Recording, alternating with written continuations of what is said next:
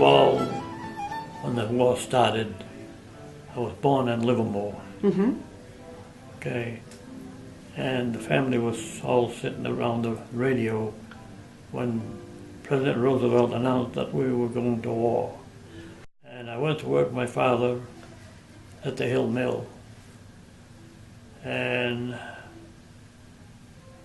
I wasn't too happy about it. I didn't care about my boss. So I quit and I joined the Navy. Mm-hmm. And, Now, how old were you? 17. I was trained at Sampson Naval Base for 6 months. Then I was transferred to Rhode Island to pick up a ship. And that ship was built in Philadelphia Naval Yard. And then once it was done, they just put it out to sea, and we went down to Trinidad for a shakedown cruise. The orders came to go direct to Japan. And that's where the kamikaze plane came, just missed our bow. Wow. And so then after that, there were no more planes. I guess there were just probably a half a dozen planes, and we got them all. Once we got into Tokyo Bay, was the worst sight.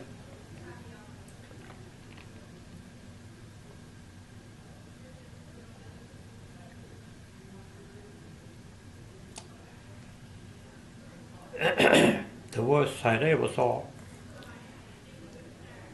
It was really hard. Bodies all over that. Oh, wow.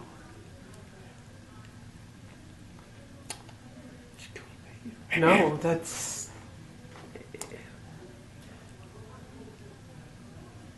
Then we went right over, and there was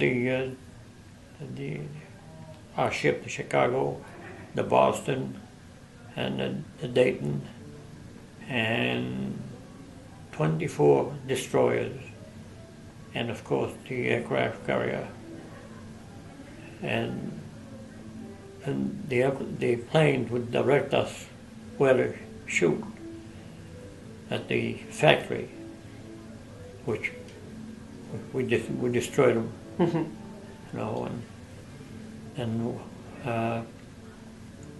after a while, the orders come in, cease fire. So then we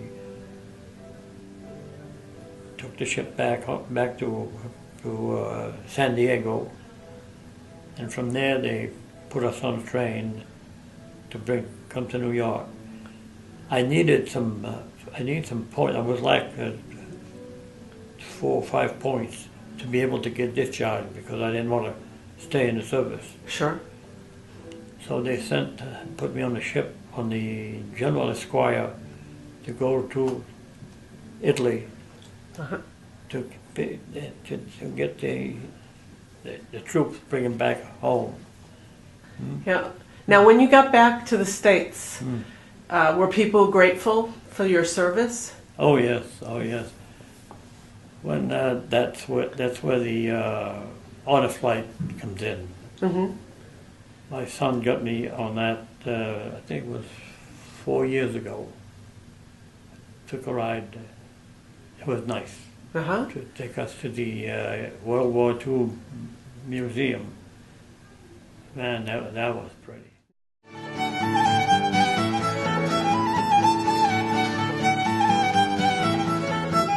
On my first voyage there, ship was anchored out, and my mother took very, very ill, and they contacted the Red Cross.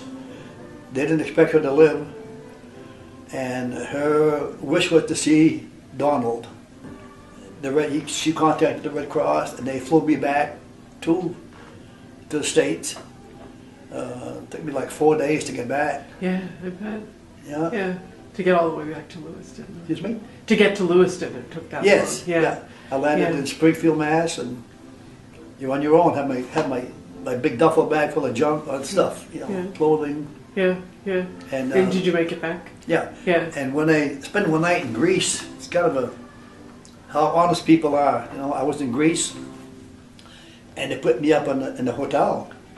I mean, the Red Cross did, you know, anyway. So I think I had like $80 in my wallet, which is a lot of money back in '50s, you know. Yeah. I had dropped my wallet on the way up to the stairs, all carpeted stairs. I dropped my wallet, went to sleep. When I woke up in the morning, when I woke up, my wallet was gone. I'm in a strange country. Yeah. They don't even speak English there, you know. Yeah. I couldn't find my wallet. Somebody must have come in during the night.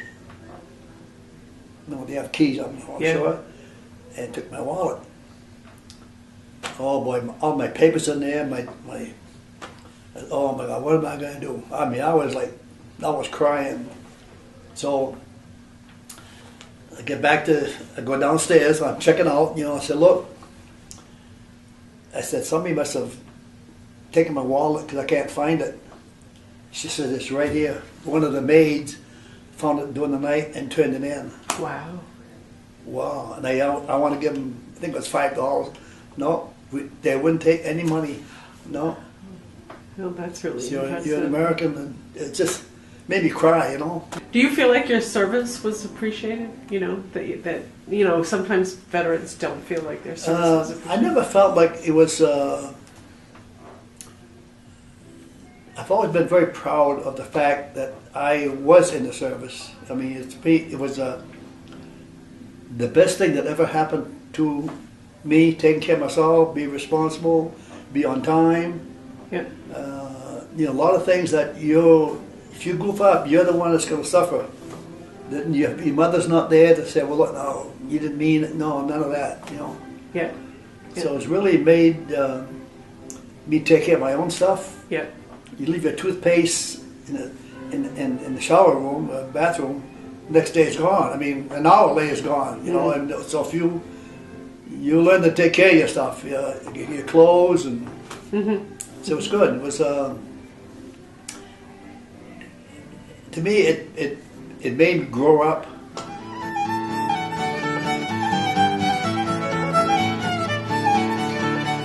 Growing up in Lewiston, Maine, I never realized how secluded we are from the real world here in Maine. When I left Maine and I went into the military, it was totally different. I was with guys who come from the block in New York and New Jersey, and their lifestyle completely. I left Maine being so naive with what life was really like. So it was a great education in life. And plus being moved around from post to post and then going to a foreign country, it was a great education that served me well throughout life. In my tour of duty in Vietnam, I spent only one day being what you see in the newsreels. You see the soldiers out there in rice paddies, up to their waists or up to their chests, and I spent only one day doing that, which I found myself lucky. So one day it was Ho Chi Minh's birthday, and the company commander said we had a lot of Viet Cong around our base. I was stationed at Long Binh. They said we got to drive them out. So they took us, all us guys who were not infantry, we were just different MOSs, and they reminded us your primary MOS in the military is always soldier infantry, no matter what you do. Yeah. So they loaded us up with 6 bandoliers of magazines for our M16, and they brought us out to the end of the road, and then we spent from sunrise to sundown walking through the jungle, walking through rice paddies, all around the perimeter of our base to drive out the Viet Cong. So in my tour of duty, I did that only for one day. Wow. And after having done that for that one day, I really appreciated the poor infantry guys who do this every single day. Sure. You know? Yeah, absolutely. Yeah. And coming from Lewiston, Maine, I spoke French. You know, my name is Martel, you know, so je parle français. So, Moi aussi. so in Vietnam, all the Vietnamese speak Vietnamese and they speak French. You know, they were a colony of France for 200 years or so they all speak two languages. So to my benefit, when I needed to ask directions or dealt with the Vietnamese, those who did not speak English, spoke only Vietnamese and French, I could always communicate in French with them. And you know, downtown Saigon, the same thing. A lot of the streets were in French. A lot of the business were in French, so I was able to read the signs. Mm-hmm. But if I had to deal with any of the native people, I would immediately converse to French, and their eyes would open up. You know, yeah. Vous parlez français? Mm-hmm. Oui. You know, and yeah.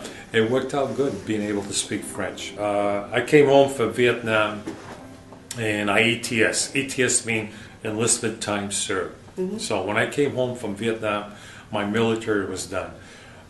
Came into San Francisco, Fort Ord, and this is where I got discharged from the Army. It was at Fort Ord in San Francisco. I left the base at midnight, and I'll always remember these words. They told us, when you go to the airport, don't wear your military uniform, wear civilian clothes. And we went, why? You know, because we always travel in military uniform. Yeah. And we found out why. Because as a young man in a military uniform in a place like an airport, you were a target for all the crazy people out there. Yeah. So, which really hurt, you know, because I couldn't come home in my uniform, you know. Yeah. So you just spent years serving. Yeah. However, when we got to Maine, Maine was a different atmosphere. You know, they didn't. The people who did not like the veterans didn't come right out and tell you to your face. So when I came home, I had no problems there. Yeah. However, because you know what I saw in the news and the newspapers, I never told anybody that I was a veteran. I got my job working for municipality here, mm-hmm. and I had been working there pretty near 12, 15 years before one day I kind of slipped out that I was a Vietnam vet, and everybody was shocked. You're a veteran? Yeah. You know, it's just something you didn't talk about because most people kind of looked at you in disgust, you know. You were in Vietnam, you were considered to be a bad person if you had served. Yeah, it's hard to believe these days that like you said, you took. But now at this stage in life, I look at it, it was a great education. I came back like all veterans, a different person than when I left. Mm-hmm. You know, I came back totally different. I was ready for life. I was ready to have a family. I was ready to have a good career, a good work ethic. The discipline that the military gives a young man is fantastic. Fantastic.